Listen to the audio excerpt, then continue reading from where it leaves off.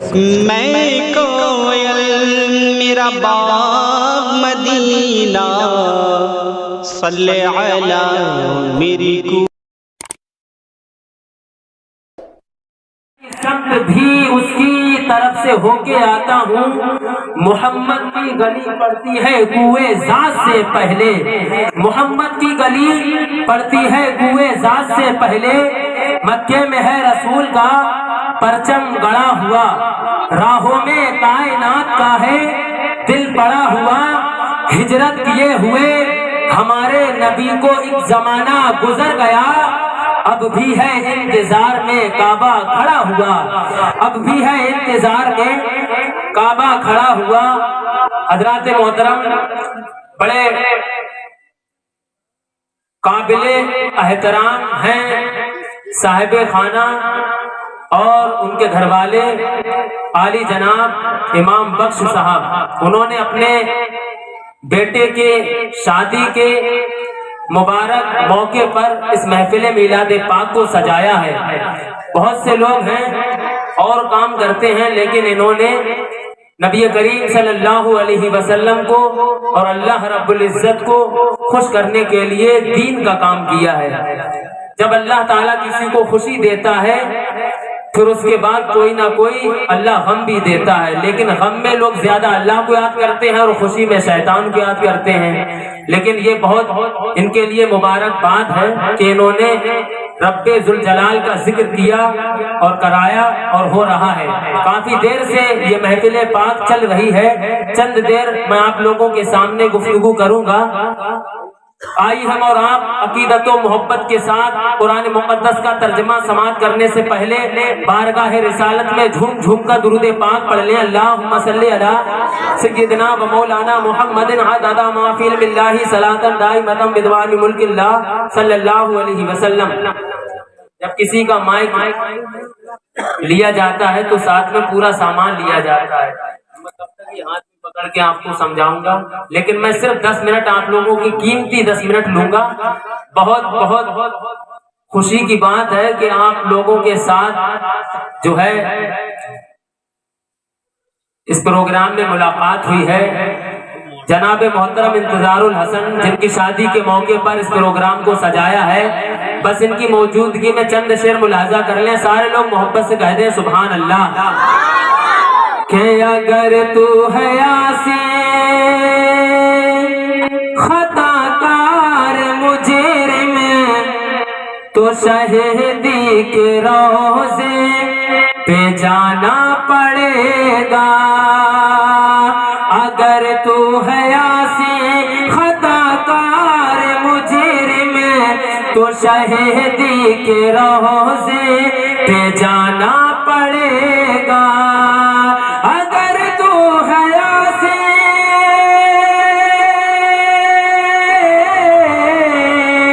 اگر تو حیاسی خطا کار مجرم تو شہیدی کے روزے پہ جانا پڑے گا، ارے خدا یوں نہ بخشے گا تیری خطائیں، خدا یوں نہ بخشے گا تیری خطائیں، نبی کو وسیلہ بنانا پڑے گا، خدا یوں نہ بخشے گا تیری خطائیں، نبی کو وسیلہ بنانا پڑے گا۔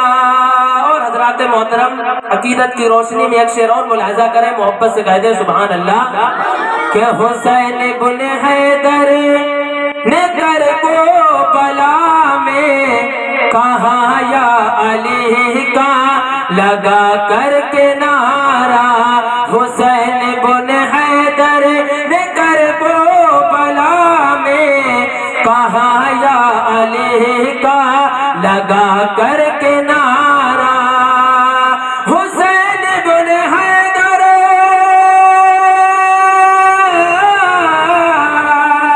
حسین بن حیدر نے کربلا میں کہا یا علی کا لگا کر کے نعرہ، ارے بچے نہ بچے बचे चाहे गुनबा हमारा, बचे ना बचे चाहे गुनबा हमारा, मगर दीन सरवर बचाना पड़ेगा, बचे ना बचे चाहे गुनबा हमारा, मगर दीन सरवर बचाना पड़ेगा।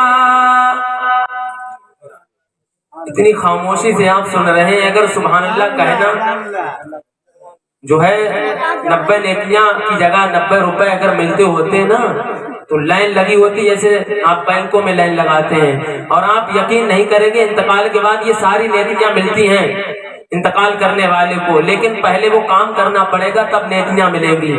लेकिन आप लोग ये सोच रहे हैं कि 90 नेकियां हमें मिलती हैं, बार बार वो जा कहाँ रही हैं। जैसे हम लोग पैसा अकाउंट में रखते हैं ना छुपा के बैंकों में, ऐसे ही नेकियां छुपी हुई हैं। इंतकाल के बाद सारी चीजें हमें दिखाई देंगी कि हमने अच्छाइयां कितनी की और बुराइयां कितनी की।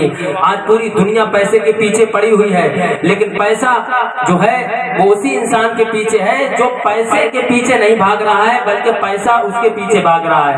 इतना इंसान कामयाब, कुछ लोग इतने कामयाब हैं, हजरत अली फरमाते हैं कि उनके पीछे पैसा भाग रहा है, और कुछ लोग इतने नाकामयाब हैं जो कि पैसे के पीछे भाग रहे हैं। मोहब्बत से कहते हैं सुभान अल्लाह कि अगर तू है आसी खताकार मुजरिम तो शहीदी के रोज़े पे जाना पड़ेगा, खुदा यूं न बख्शेगा तेरी खताएं, नबी को वसीला बनाना पड़ेगा। ये बेटे से कहने लगा बाग जन्नत, हया गोश में मेरी रहमत ही रहमत। ये बेटे से कहने लगा बाग जन्नत, हया गोश में मेरी रहमत ही रहमत। ये बेटे से कहने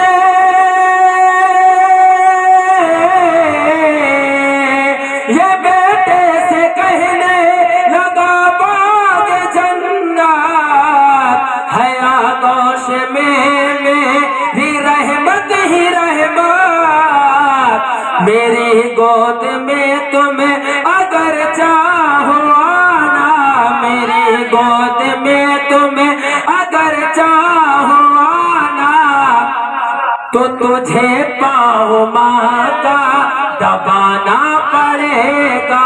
मेरी गोद में तुम अगर चाहो आना, तो तुम्हें पाँव माँ का दबाना पड़ेगा।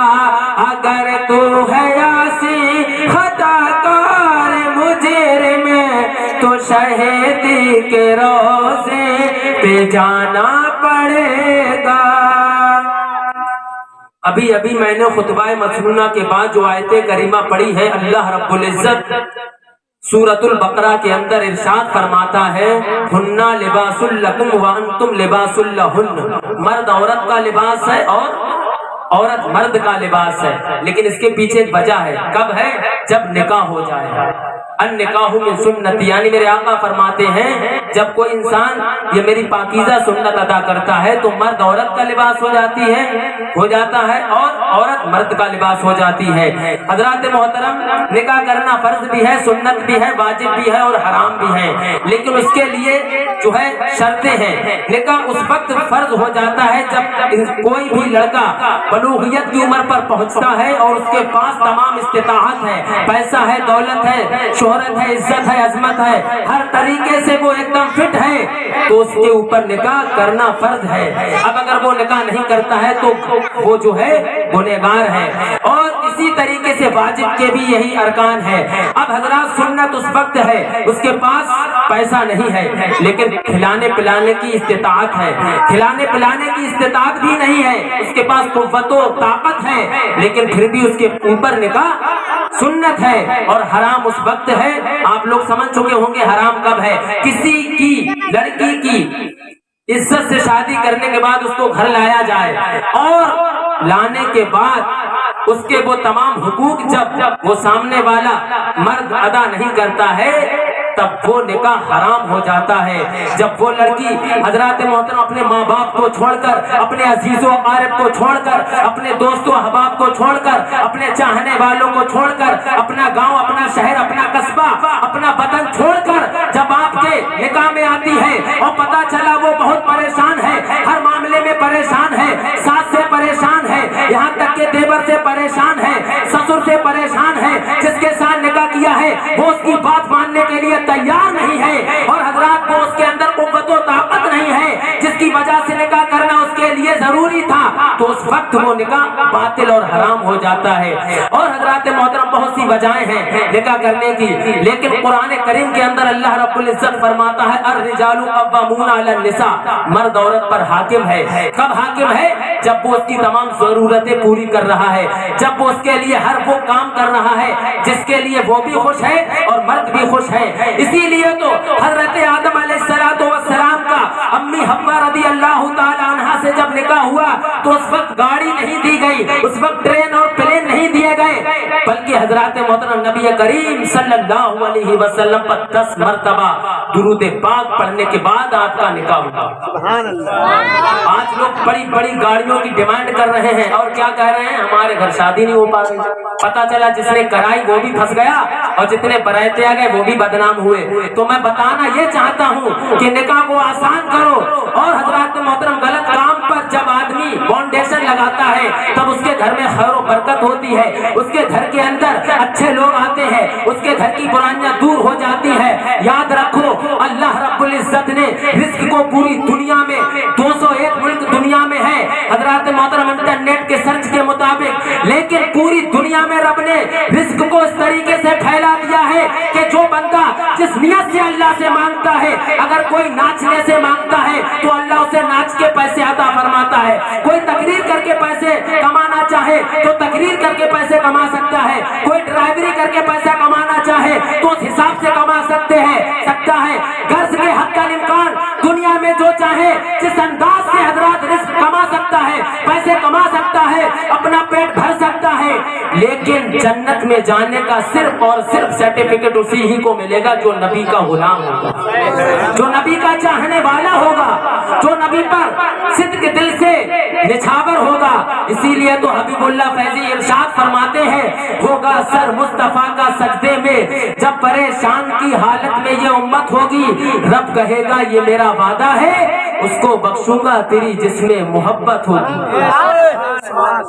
اور اعلیٰ حضرت فرماتے ہیں کہ سب سے اولا والا ہمارا نبی، دونوں عالم کا دولہ ہمارا نبی، کیا خبر کتنے تارے کھلے چھپ گئے پر نہ ڈوبے نہ ڈوبا ہمارا نبی، اور دنیا میں کسی کو کسی سے سہارا ملے نہ ملے، اعلیٰ حضرت کا یہ شعر لکھ کے لے جاؤ، غم زدوں کو رضا مزدہ دیجیں گے ہے، بے قصوں کا سہارا ہمارا نبی، بے قصوں کا سہارا ہمارا نبی۔ آج جگہ جگہ امام احمد رضا خان کی برائی ہو رہی ہے، اعلیٰ حضرت نے اپنے وقت میں ارشاد فرمایا، علامہ صدر شریعہ کے درمیان کہا کہ ایک ایسا دور آئے گا کم پڑھے لکھے مولوی میرا نام اتنا استعمال کریں گے، اتنا استعمال کریں گے، وہ تقریر کر کے اپنے گھر چلے جائیں گے اور مجھے لوگ برا بھلا کہیں گے۔ آج یہ 100 سال کے بعد وہی دور چل رہا ہے۔ اعلیٰ حضرت عظیم البرکت سے کسی نے پوچھا حضور آپ کے پاس کتنا علم ہے؟ توجہ کرنے کی بات ہے، آپ کتنا پڑھے لکھے ہیں؟ آپ میں نے سنا ولی ہیں، میں نے سنا سائنٹسٹ ہیں، میں نے سنا اپنے وقت کے ویگانک ہیں، میں نے یہ سنا آپ اپنے وقت کے بہت بڑے مجدد ہیں، ذرا یہ بتاؤ آپ کے پاس تمام ڈگریاں ہیں، میں یہ چاہتا ہوں مجھے یہ سوال کا جواب ملنا چاہیے آپ کے پاس کتنا علم ہے؟ تو آپ نے بڑی میٹھی زبان میں یہ فرمایا کہ اس فقیر کے پاس صرف اتنا علم ہے کہ 5 وقت کی صحیح سے نماز پڑھ لیتا ہے۔